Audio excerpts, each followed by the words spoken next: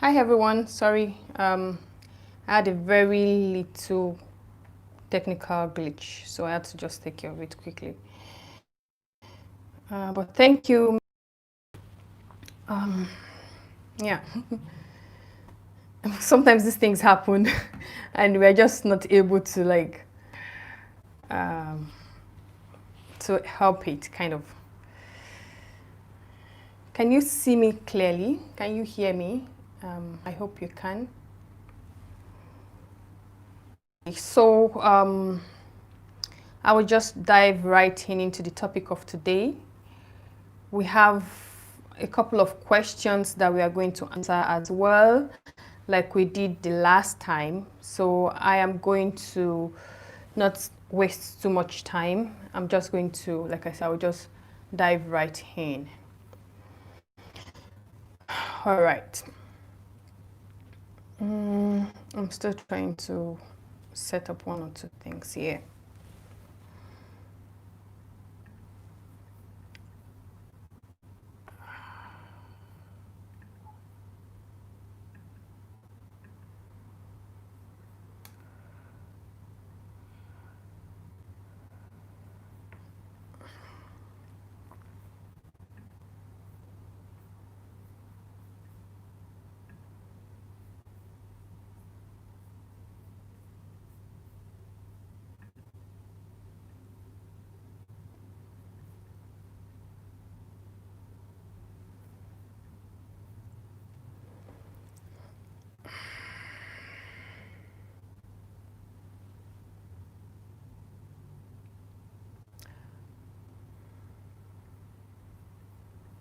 Okay,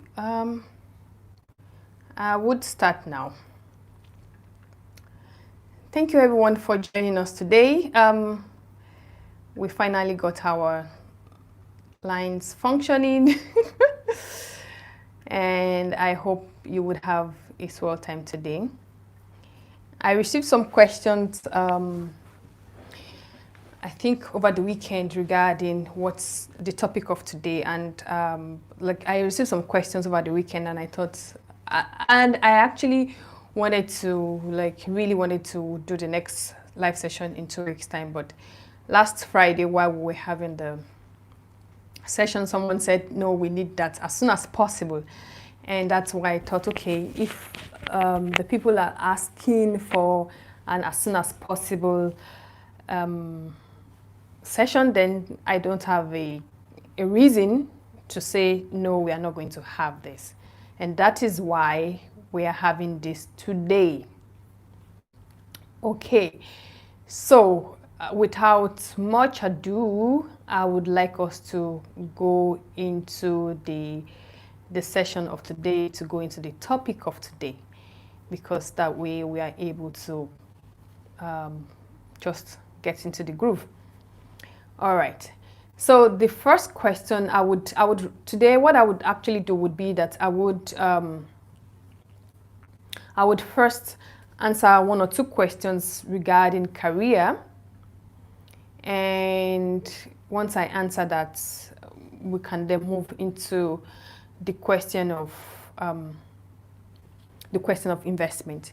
If you can see me or hear me, if my video is not so clear, please can you just let me know in the chat box. And if you're in the chat box also, please let me know, because it's like I'm the only one. I can see 3 people watching, but it's like I'm the only one here in the chat box. I will just drop something in the chat box as well to be sure it's functioning. Yes, it's functioning. So yes, we can start.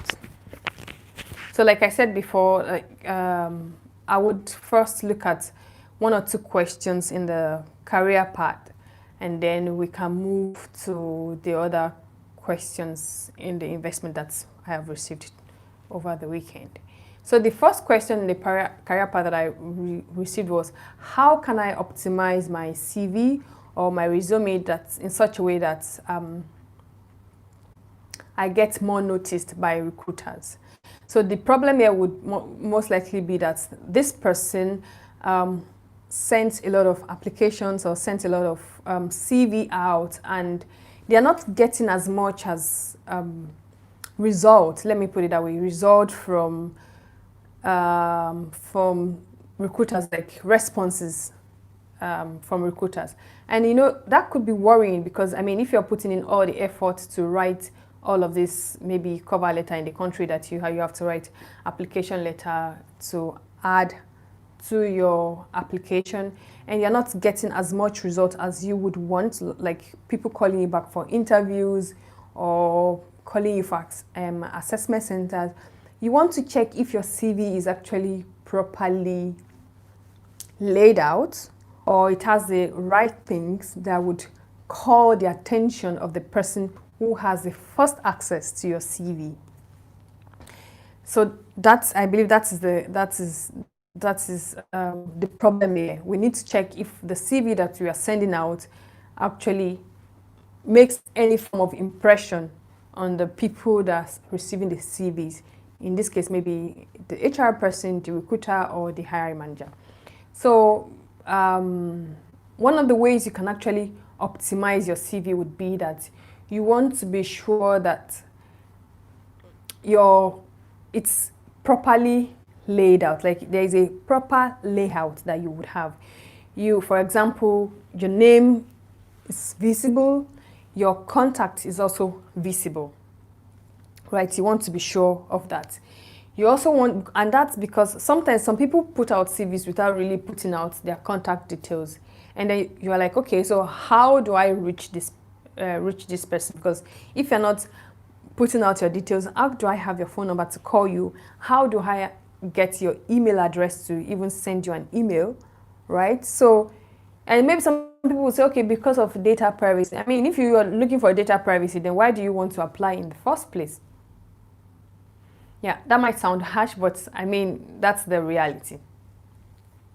So you want to make sure that your name, like I said, your name is properly up there, it's visible. They can attach a name to a picture if in your country they use they request that you put your face in it. And then you also have your what's it called, your contact details.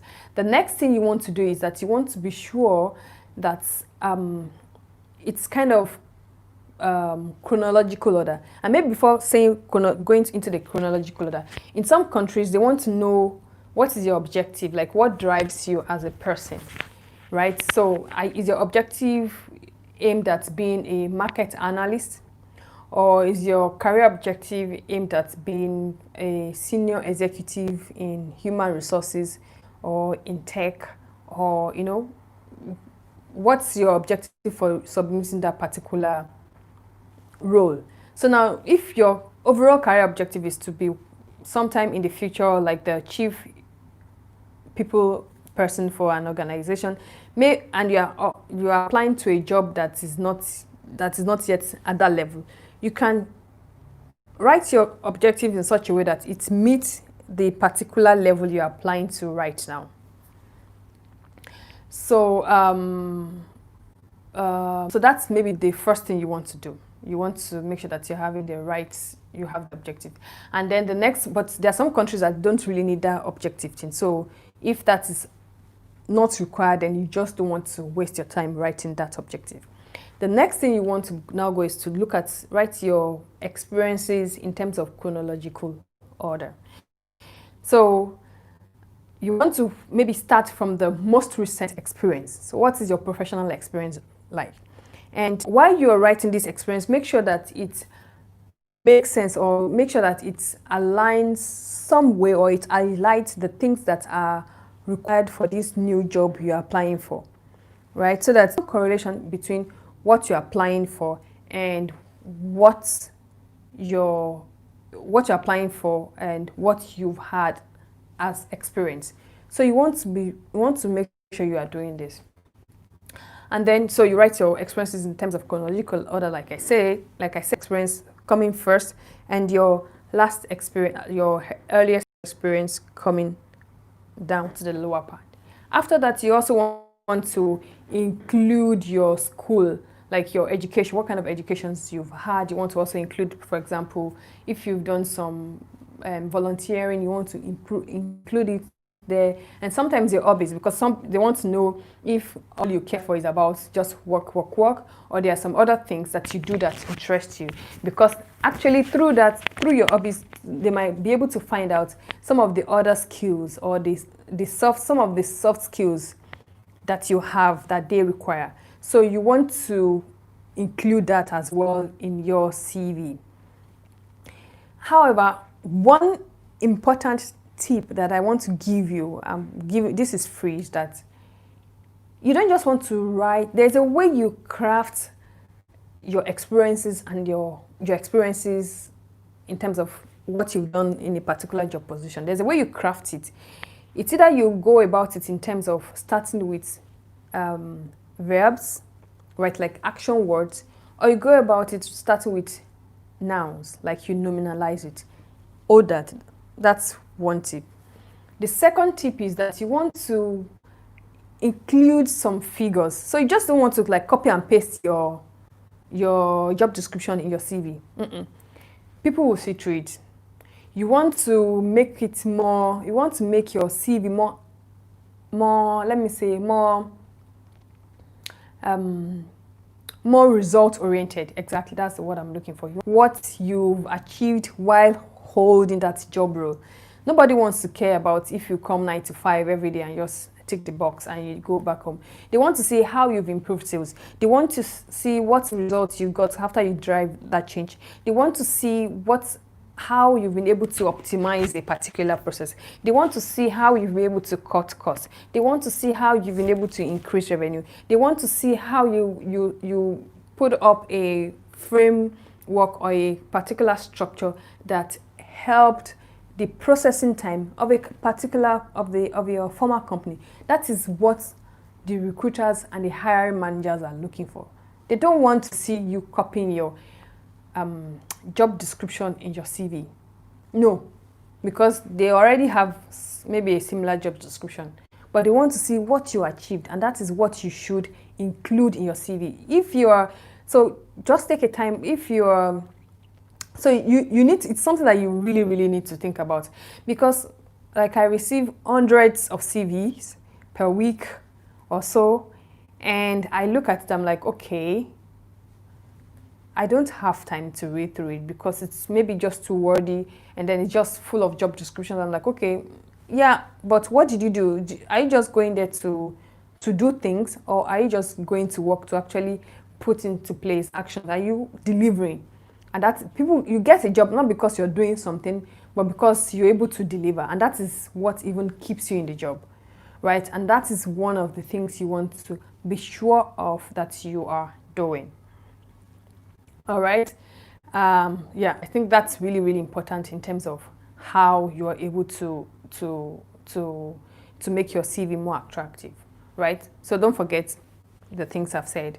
But the last two things I said about not making it wordy in terms of making it more numerals, putting numbers into it, and also making the content of what your experience to be more in terms of like structuring it either as verbs or as nouns. Yeah. Okay. So that's one of the first things you can do to see to improve how recruiters notice your application. Okay. The second question was that what are the basic manners? So don't mind me, the question is right in front of me, so I might read the question out of my computer. Yes. So the second question was that what are the basic mannerisms I should pay attention to while when I go for an interview? Yeah. And this is something very interesting and very, very interesting, and something that we, even as millennials, we need to pay attention to. Even the Generation Z coming, you have to really pay attention to, because in the corporate world, it's not everything that goes. You can't just do anything anyhow and expect some particular results, which means you have to, yes, you can be creative, you can do things outside the box, but then there are some norms that you you just need to be aware of. There are some mannerisms that you need to be aware of and do to leave a better impression about you, about your professionalism, about what you do to the people who are hiring you or who are going to hire you. So the number one thing I would say is that this is not a mannerism, but the first thing I would say is that when you are going for interview, you have to prepare. No matter how small you think that interview is or how huge it is, even if it's just a phone interview, right? Because of that, so whatever kind of interview it is, the first thing you want to do is you want to make sure you are prepared for that interview. So do your research. Know what you're being interviewed for. Know more about the role. Know more about the company. And if you are able, try to know more about the person that's interviewing you, right? But if you're not able to do that, but it's okay. If you're not able to know about the person interviewing you, the two very important key things you have to know is that know about the role, right, that they are interviewing you for, and also know about the company. Because those things will form the basis for you to now, and that gives you some kind of leverage. All right. And I also did a video about the kind of questions you can ask while going for an interview. It's on my channel. You can check it and you can see some of the questions I suggested. All right, so that's the first thing you do. So now going back to the mannerisms, what are the mannerisms you want to be sure you are looking at, you are taking care of? The first thing is that you want to be sure that you are decently dressed, like you're not overdressed for the interview. You dress according to the industry you are going to, or the kind of job role you are going to be taking on. Okay, so for example, if you are going for an IT job, maybe you don't necessarily have to put on the suit and the necktie, IT in terms of a developer job, right? Maybe you don't necessarily need to put on the suit and the ties and look like top executive kind of look. Rather you want to be more relaxed. I'm not saying you should be scruffy in terms of your dressing. Maybe I see your question. I will come back to it. Let me just quickly finish this particular mannerisms that I would ask. Okay, and also Emmanuel, I'm going to answer both of your question. Okay, I'm not saying you should look scruffy. For example, if you're going for an IT developer job interview, rather you should look look simple.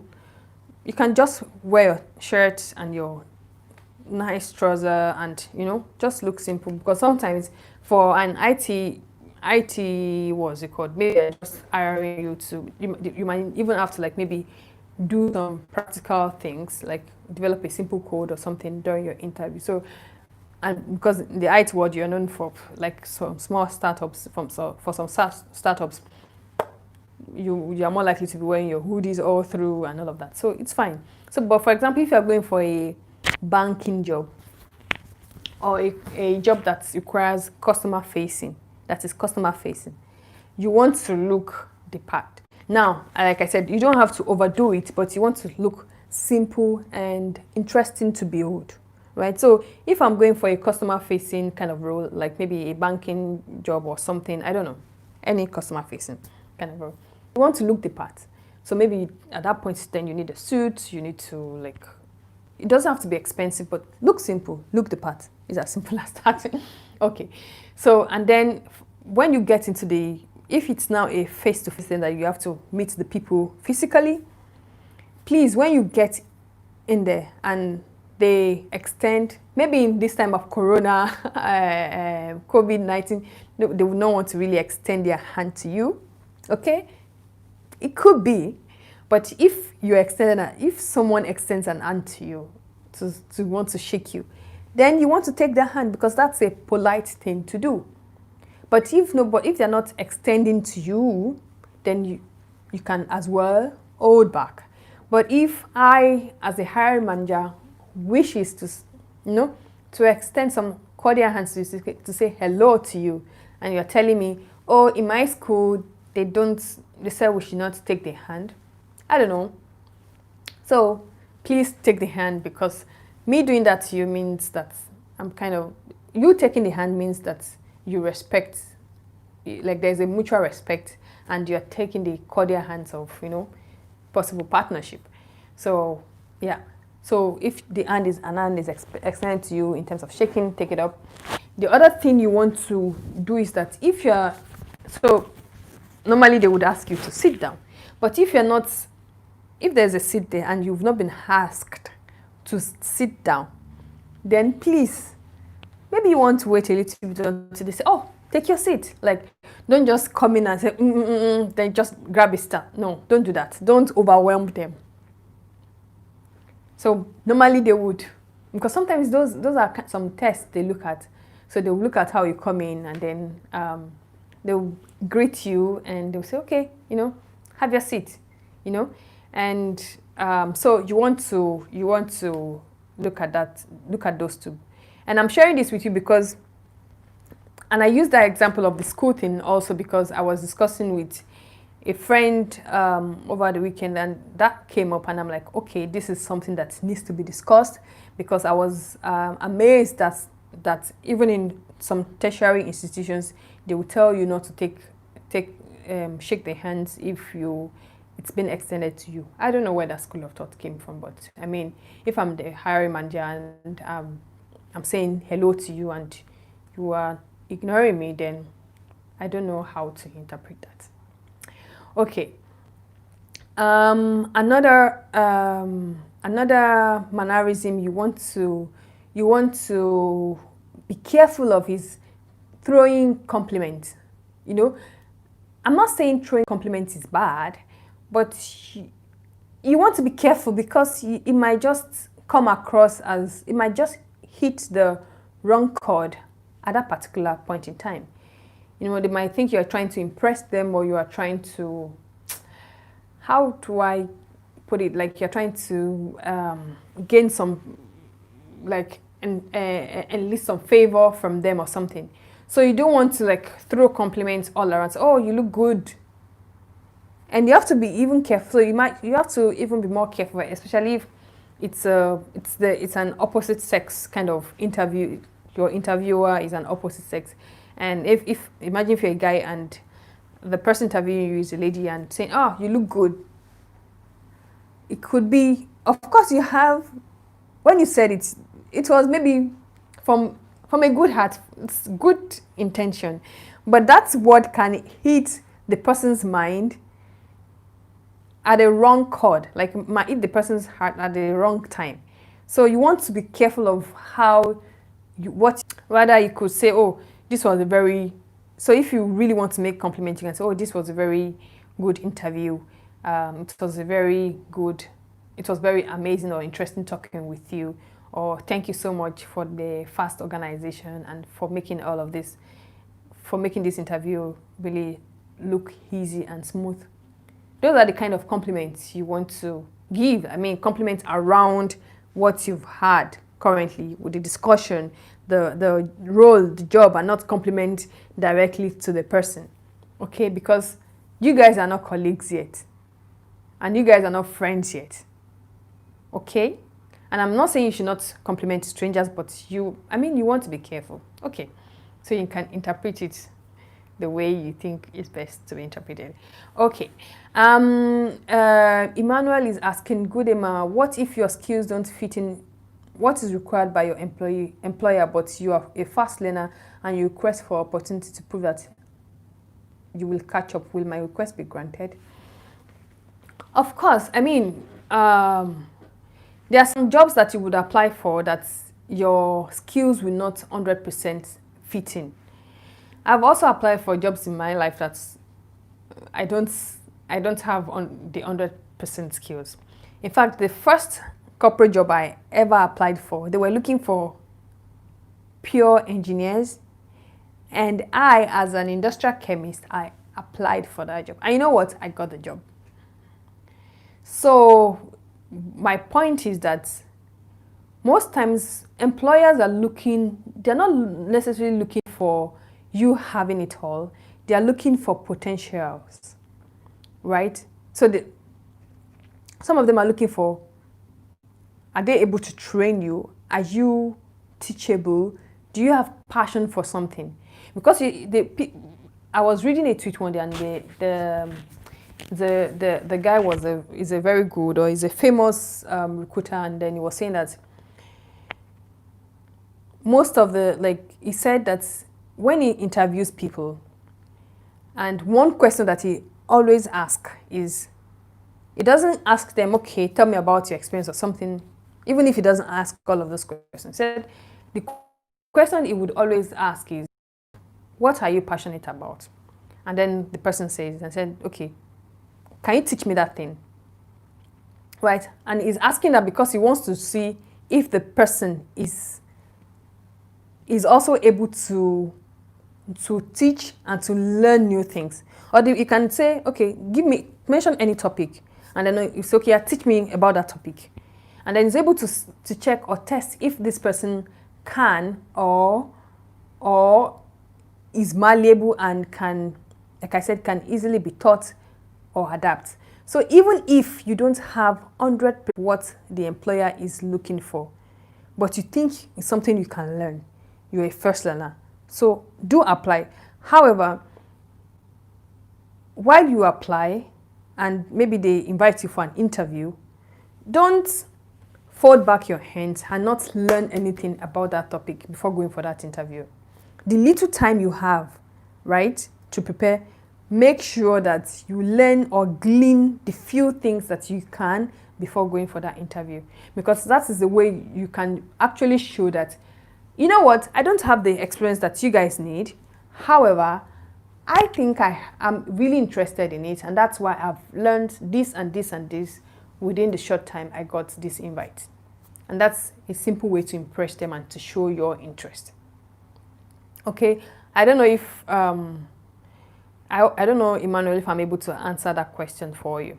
Okay, and then Mary is asking, I have a question. How long after an interview can I write back if I don't get a response? Although I was told to give them 2 weeks. Okay, so it depends.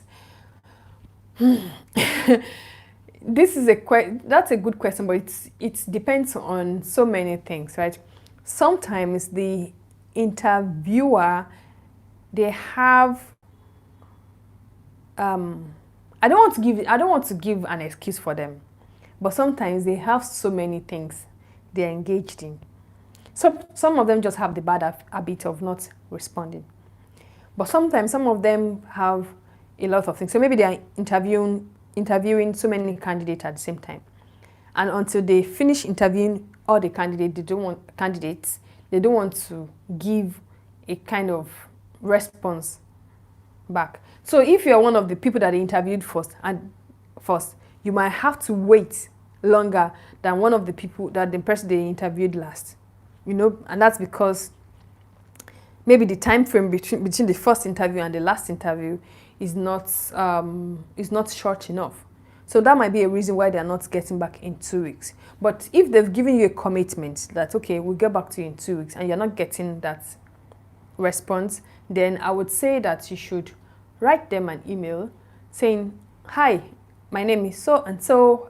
We had a chat like some weeks ago, and you mentioned that I would hear from you in 2 weeks' time. I just want to, I'm not going to bother. I just want to know if you've been able to review my application and catch up on all the interviews, and if you have decided on who is getting the position. Like and you can also put thank you for your response, because then it can help me to decide on my next steps. And for example, if you have to decide maybe on 1 or 2 positions, you can also in them, okay, because I need your response to know if I am able to decide for you or go with my other options. Just trying to be, what you're simply trying to do is you're trying to be transparent with them, and it works. Okay, Mary, I hope I've been able to answer that question for you. If you still need clarifications, just drop them. I would pick it up. All right, so I think that will be that for career today. And let's switch to the other interesting part, which is the finance part. The first question I received was, why am I not able to stick to my budgeting plans? Okay, so this person is obviously having problems sticking to his budgeting plans. You know, you have a budget, which is a good thing to do, you know. Like I would always say that if you're thinking of creating wealth, you need to know how to budget. You need to get your budgeting right, because if you're not budgeting, it will be difficult for you to save. If you're not able to save, you will not be able to invest, especially if you're not the kind of person that gets, you know, sporadic money from some other places, you know.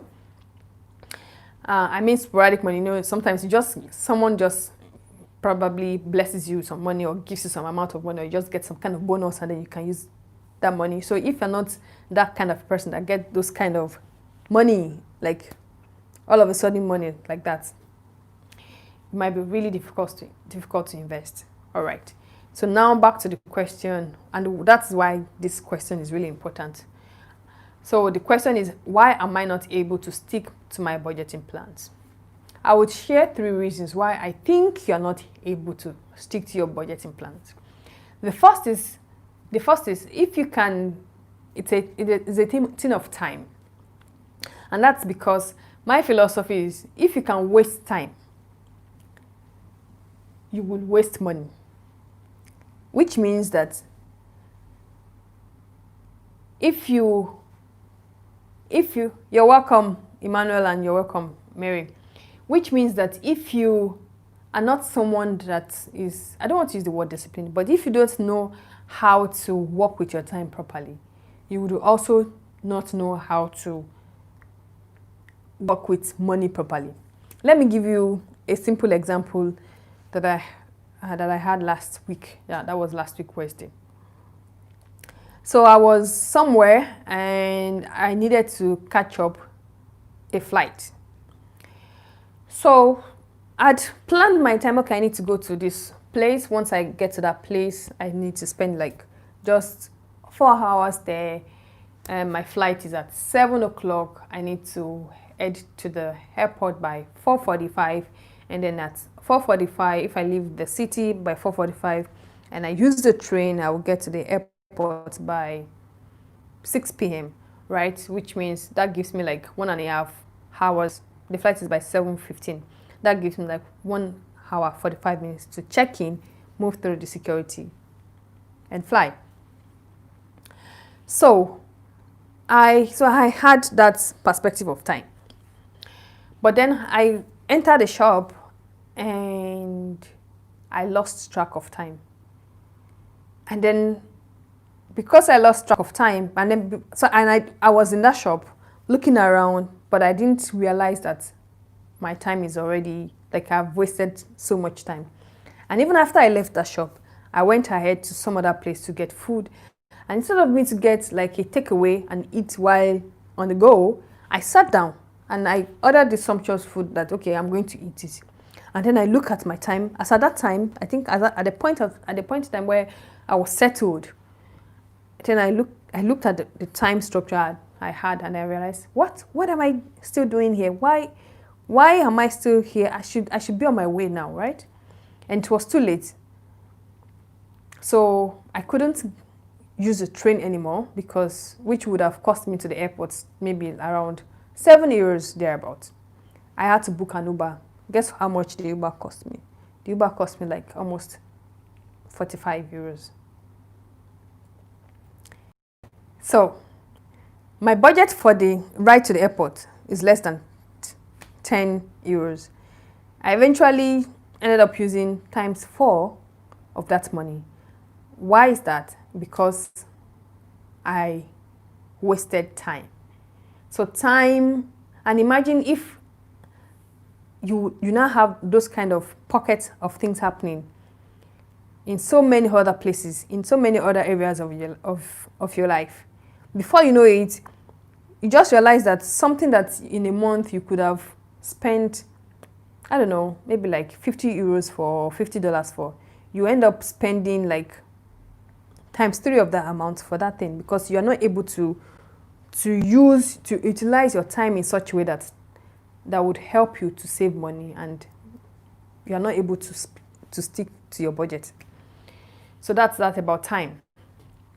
The next thing is that you don't have a system. So one of the reasons why you are not able to stick to your budgeting plan is because you don't have a system.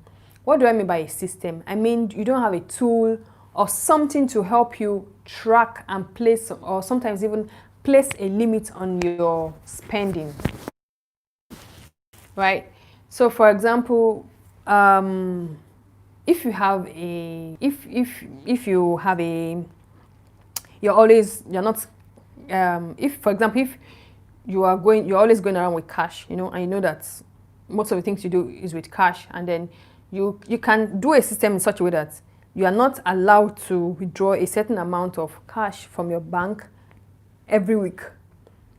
And then you make sure that that cash that you're withdrawing from your bank every week is able to cater for some certain things, and you're not going back to cheat yourself in using maybe your mobile payment channel or your card to pay for some certain things.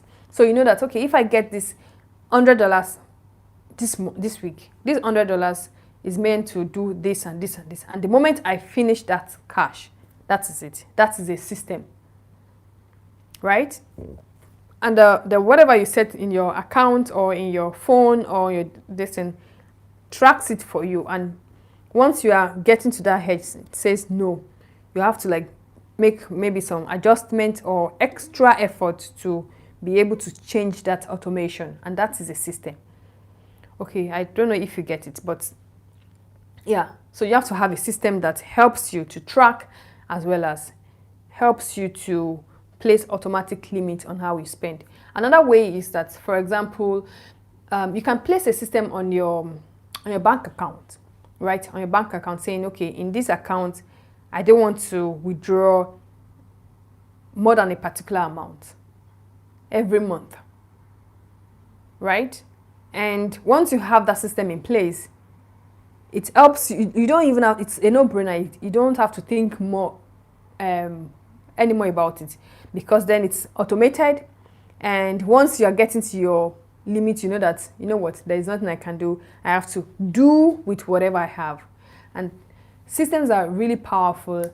And the moment you get used to systems, I can tell you that you would see how amazing or how transformed your finances or especially your budgeting can be. All right. The other thing you want to do is that you want to have an accountability partner.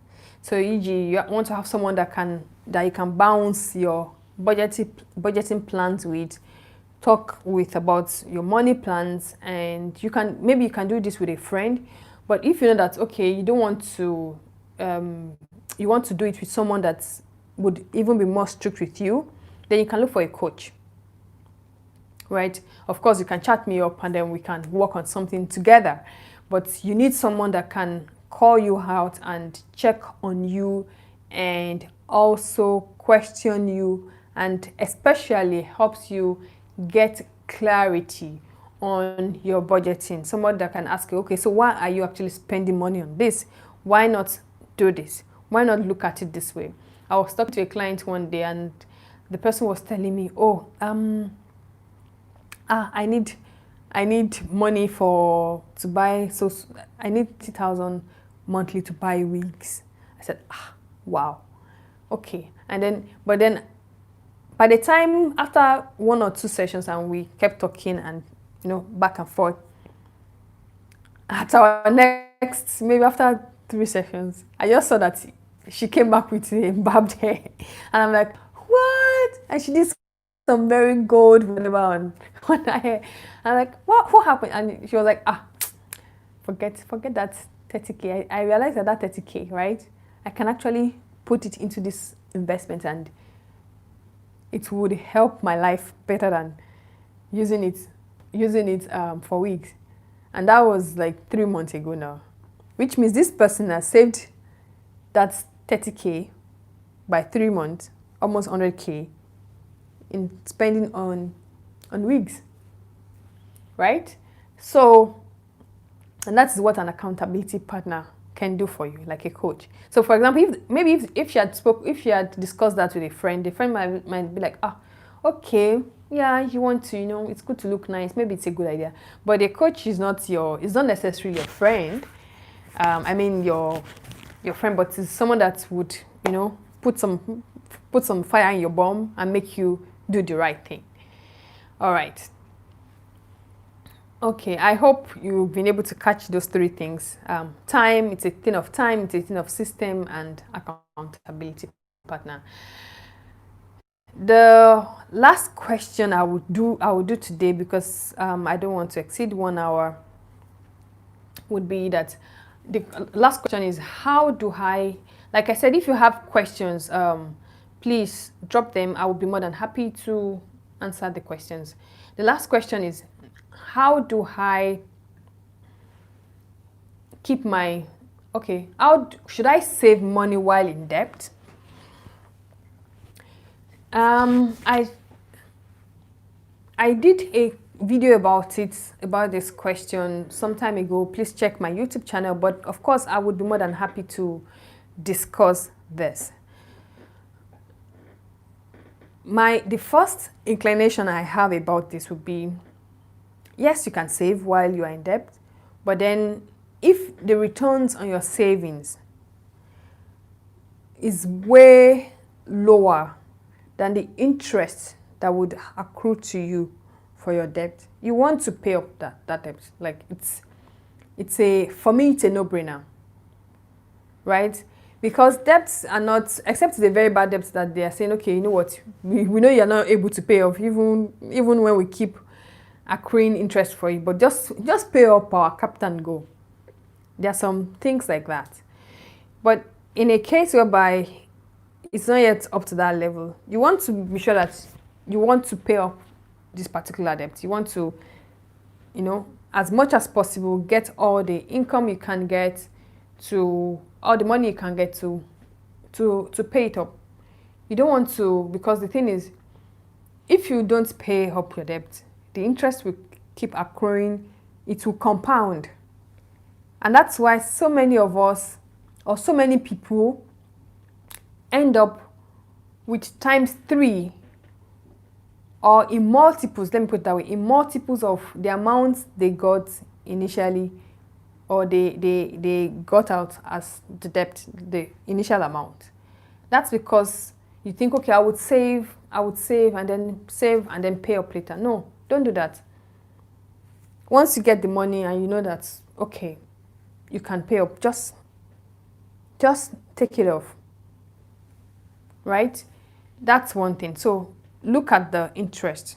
The second thing is that you want to, so that's what I would say. So you want to look at the interest and be sure that, okay, the interest on the savings is, if it's lower, then make sure you pay it off. The second thing why you should pay off your debt and not wait is because, when you have debt, it places a burden on your heart. It places a burden on your mind. A research I read a while ago says that people who have psychological problems, right? Whatever that is, maybe mental illness or something, a higher percentage of them also have some debt that they're not able to pay off, or they are in the process of paying, or it's debt related. So there is a correlation, kind of, right? But if you can even look at it from your own personal perspective, that when you pay off a debt, it's like a kind of weight just goes off. I mean, you're a free man. You're not owing anyone, right? You're not afraid. You're not looking at your back. And especially if you live in places where the debtor, your creditor is the king, right? You are living in a fantastic house and you're having a huge debt. The person can come and say, okay, you know what, why are you living in a house when you are owing me? Okay, they might inject you.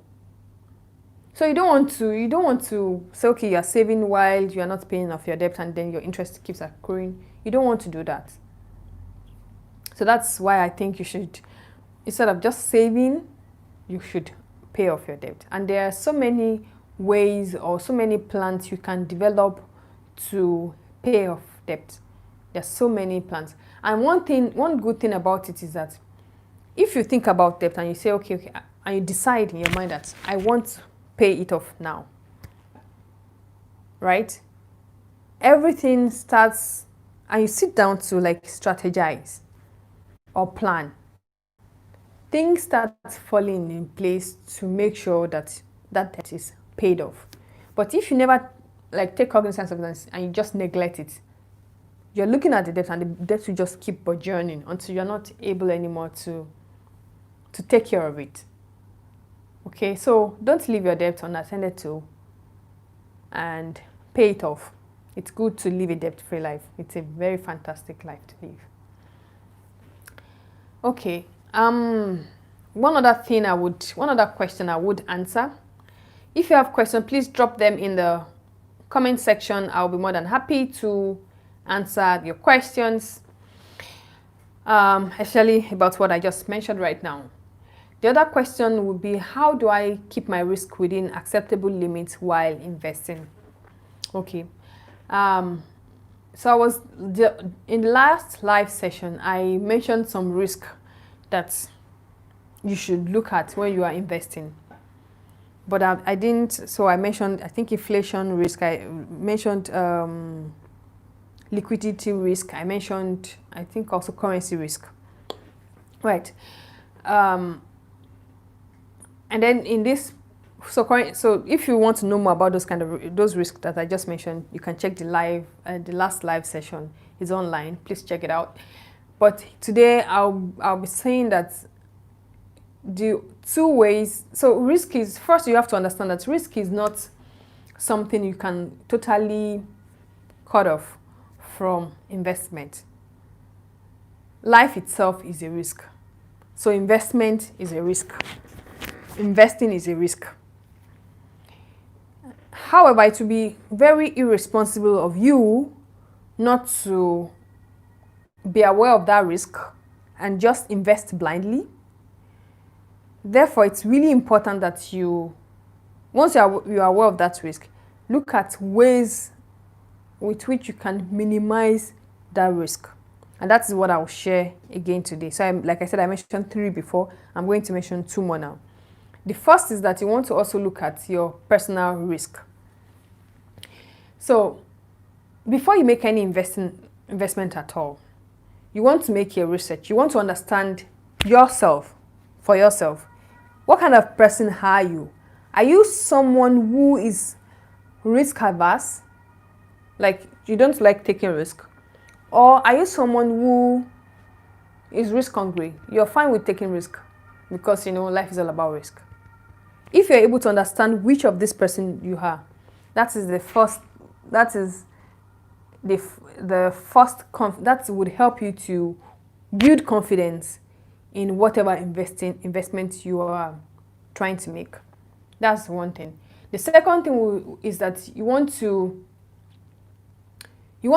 make sure you are doing your research.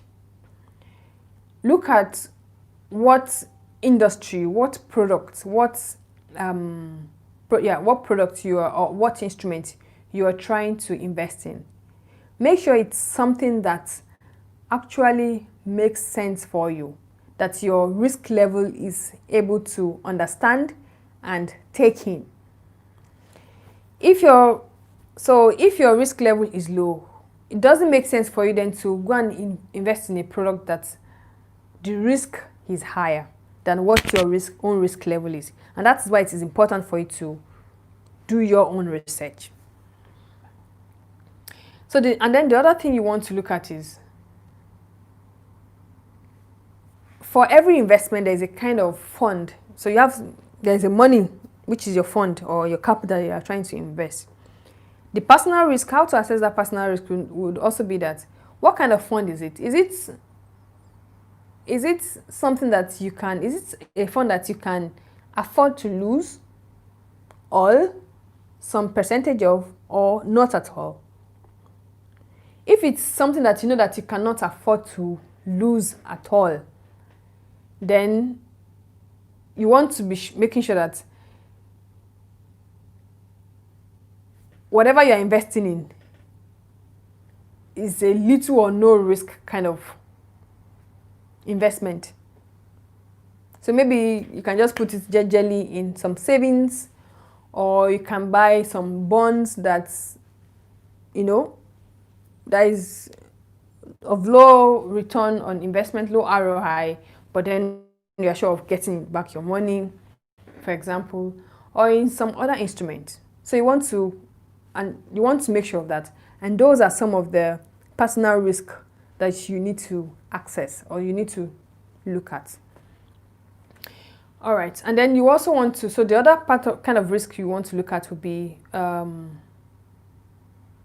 which you don't actually have control over, is the systematic risk, which are things that are macroeconomic in nature. I know that sounds a little bit technical, but they are macroeconomic in nature. For example, things that happen in the world, things that happen in general market that affect every other, every other industry or places. A classical example is the current health crisis we are having all over the world, right? So if when COVID happened, you went ahead to invest some particular money in the airline industry, it's because you have so much confidence that, okay, this money, I know that COVID might not recover because of COVID, this industry might not recover in some years to come. But then I have confidence that after so many years, it will do good. And because, I don't know what you would think, but because you've been able to understand that macro effect, maybe you have some insight into COVID that every other person don't know.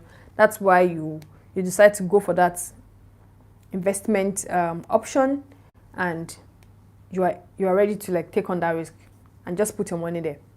Okay, but the thing is, you don't have power. You can forecast all you can, but the thing is, you don't have the power to know if the airline industry would actually recover in those number of years that you have projected that they would recover.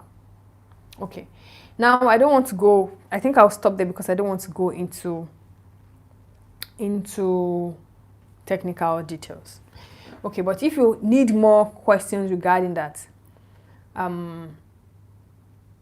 please let me know. Another maybe useful tip for you would be that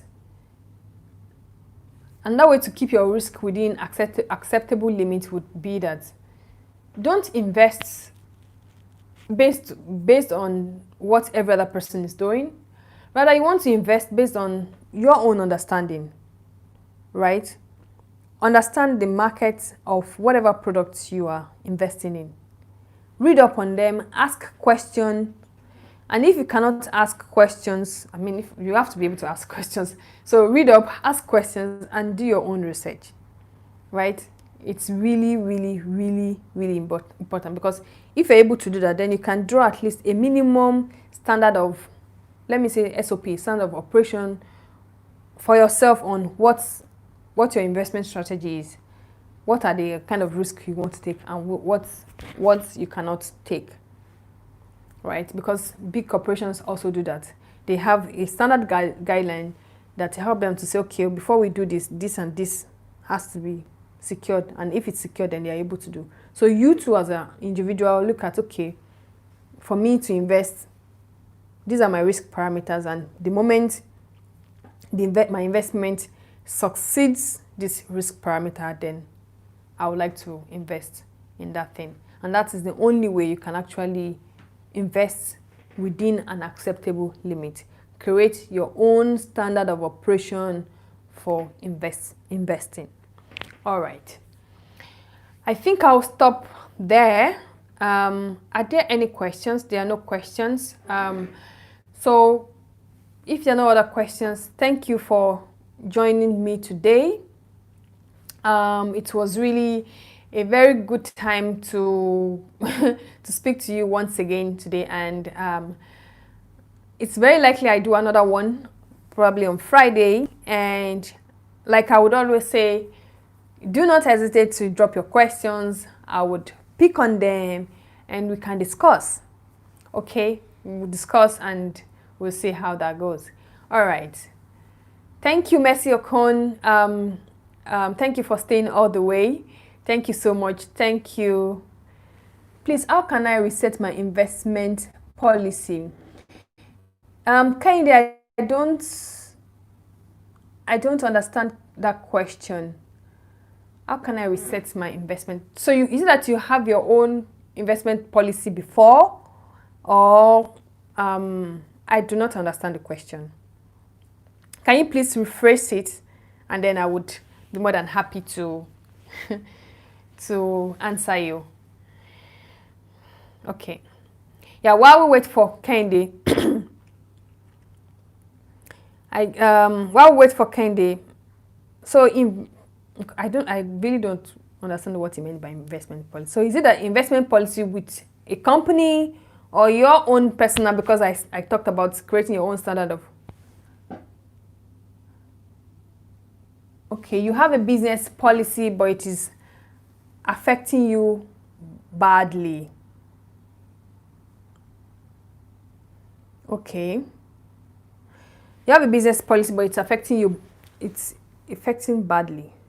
Okay. So one of the things you want to look at would be, I might not be, if it's business, we are focusing on this, in this video on investment and career, but I will try as much as possible because of my experience also in business. I will try as much as possible to answer you, but we can have a chat afterwards, Kehinde.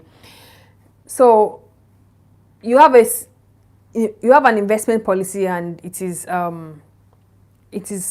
affecting you badly. So one of the first things I would say is that, when you create policies, you created them based on, Mercy Okon, I'll come to your question before I go. When you create a policy, a policy is created based on specific happenings or projections that you've made, right? And it can be that while you made those policies, there are some certain market trends that you looked at, that you considered in making that policy. Now, base technology investment. Okay, I'm trying to read Kehinde's. Okay, base technology investment. Okay, so you are saying that, again, Kehinde, you are saying that how can you reset your investment policy which is based on technology investment? So I'm trying to interpret it that you created a policy which is directed towards investing in the technology sector, and now it's doing badly and you're looking at how to reset it. Okay, I hope that is the question. But then if that's the question, then I would just go ahead and answer it. Now, so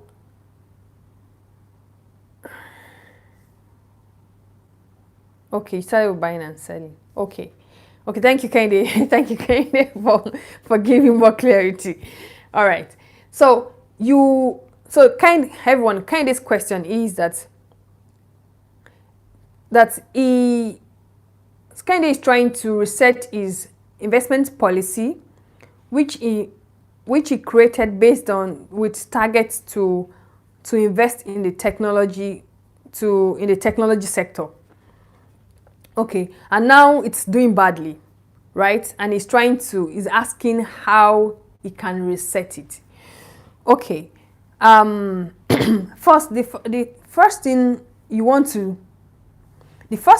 look at is that when you're creating, policies are created they are not just created out of the clouds. You create a policy because you've identified some trends, especially in the market, and you think that will be the future of that particular market, right? That will be. Can you please let me know if you're with me or if I'm not answering your question properly? Just put it in the chat. I'll pick it up. Okay. So when you create a policy, like I said, you created it based on the market that you're operating, and also because you've identified some things that would happen, and you think based on this particular trend, that is where I think the future is. And then you started buying and selling or making investment in that particular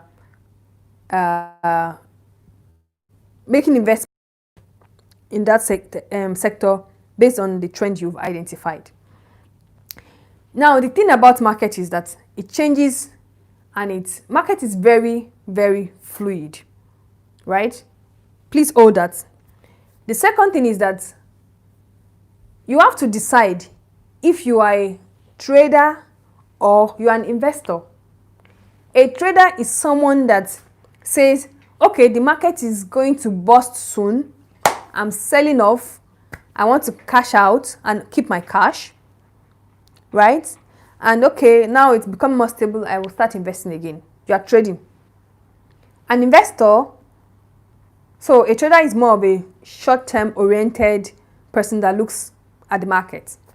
An investor says, okay, irrespective of whatever the market is saying, market is cyclical. It's also psychological. People just sell and buy based on their own convictions and their own personal reasons, right? But an investor says, irrespective of what the market is doing, whether it's going up or down, my goal is that after 5 years, after 10 years, I want to see some gains. Okay, you're an investor. So then maybe you don't want to really be focused on trading, like buying and selling at a short instance. Rather, you want to do more of long-term perspective. Now, if the policy you've created, so first you have to be sure that the policy you created is not based on a short-term basis, right? And if the trends that you've identified are not helping you right now, then you want to go into research and see what are the sector leaders talking about today, right? Are they talking about green energy? Are they talking about artificial intelligence? Are they talking about machine learning? What are the things that is interesting people? And based on those fields or based on those trends, you then want to reset your policy on those trends. Yeah, you want to reset based on policy on those trends. Now, never mind that price goes up and down every day. Don't mind it, right? Especially in the tech industry. The tech industry might not necessarily pay you so well as based on their dividends, right?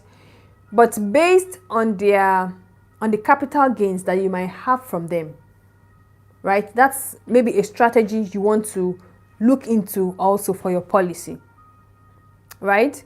Because, for example, maybe I think Apple sells today as at 120 or 130 thereabout, right?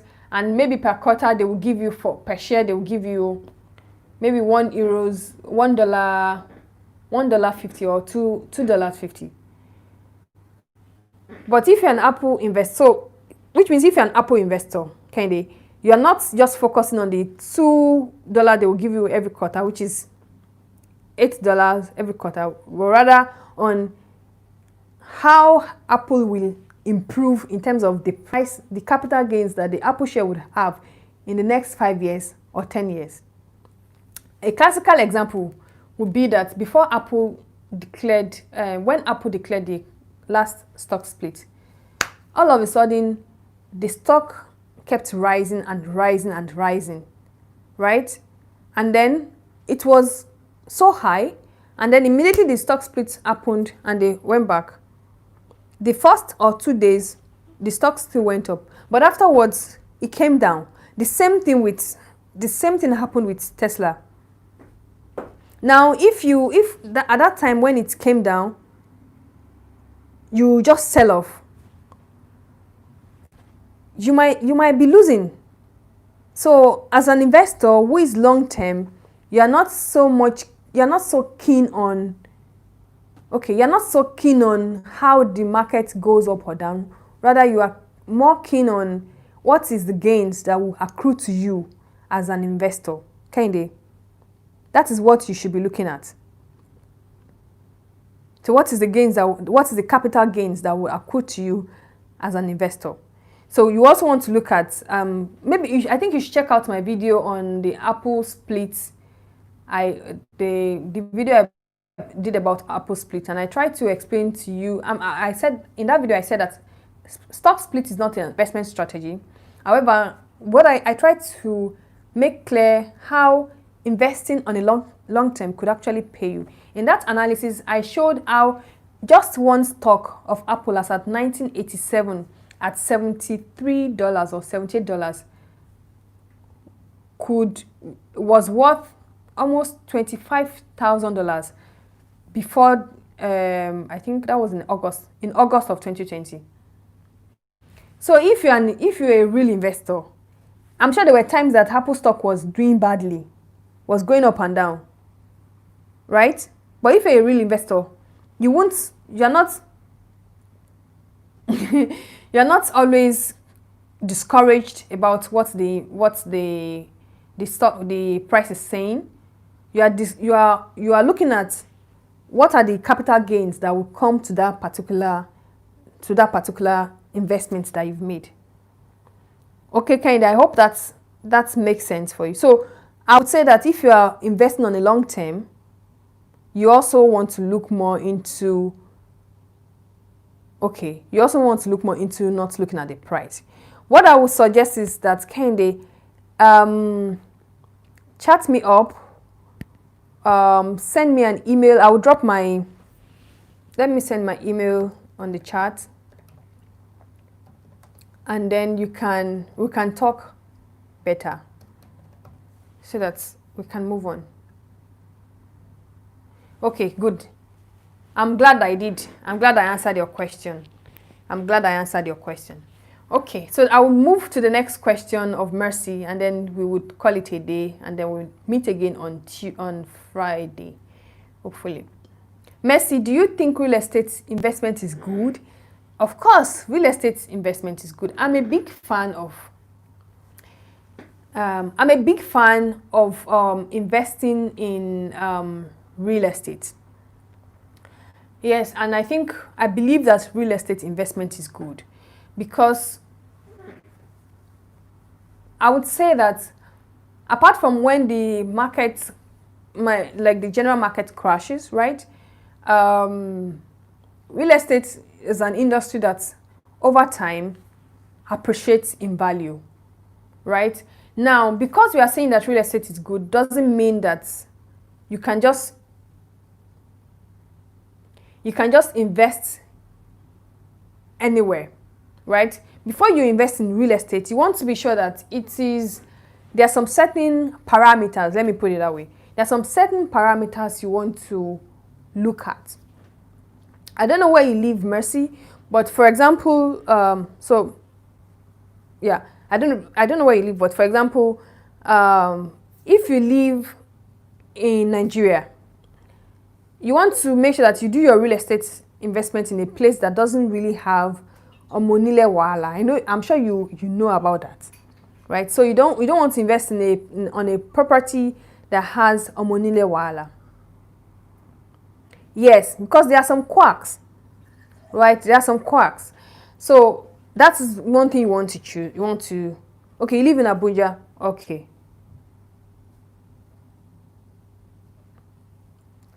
Timlane, I put up my email in the chat. Just send me an email. I would contact you. I would respond to your email. Okay.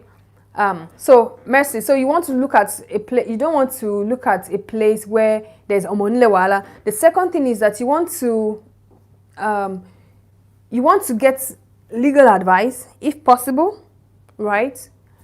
Another thing you want to be sure of in terms of real estate is that how is the place developing? Because it doesn't make sense for you to buy a piece of land, for example, buy a piece of land in a place that you're not even sure if there will be structures there. Because the thing about real estate is that the moment there are structures there, other buildings there, the price appreciates, right? And that's why maybe you want to look at companies that are actually, legal companies that actually does real estate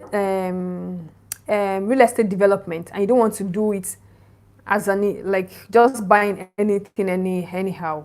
You want to look like at a company that does development, because most times, apart from them selling the piece of land for you, sometimes some of them would also actively develop the land. They'll build structures on it, and if that is the case, then you even have a higher chance of actually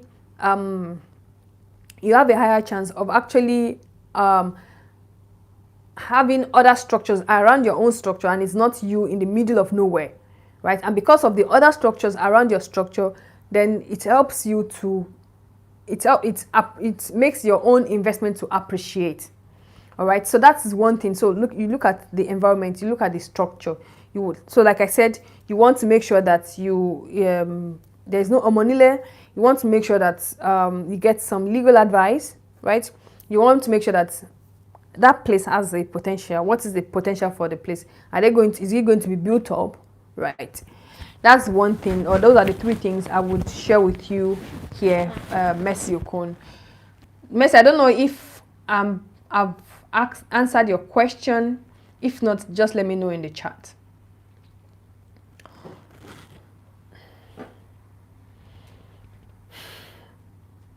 Okay, we are not hearing from Mercy. Then I think she's satisfied. That's why we are not getting anything from her. Okay, and then maybe one other thing you want to be sure of, Mercy, while you're looking at the real estate investment, is that if you search very well, yes, that's the problem. Some plots after 10 years is still underdeveloped, and that is why you want to make sure that the company you are buying it from, the developer you are buying it from, they have plans to actually develop. And that's a major problem in the country, in Nigeria, that there has to be a plan that piece of land will be developed. And that is why, and the developers also know, because once they know that, okay, they would develop it also for themselves, they might charge a premium. But then maybe it doesn't matter then for you, because you know that you're not buying a piece of land and for 10 years nothing is happening to it. Rather, you know that, okay, once they start developing, they would even ask you also to start developing. And that way you can, for example, if you bought 2 pieces of land, right, you can develop the 2 pieces at once, build the 2 pieces at once, and peradventure you borrowed some money to develop the 2 pieces of land, you can sell off one after developing, and then use that money to net off your debt, and then you're left with a whole paid off real estate for yourself. I don't know, I just dropped in a small hack there now. I don't know if you got it, Mercy. But I think we'll stop right now, because I don't want us to go on, and we are not, because we should meet again on Friday, because I keep getting new questions. So meet me again on Friday. Would have more things to talk about. And thank you, Kainde, or Timileyin. I think your name is Timileyin. Okay, thank you, Timileyin. I dropped my email in the chat. I've also seen your email. I've dropped my email on the chat. Please send me an email, and then we can take it up from there. Okay, so thank you very much, guys, for waiting till the end.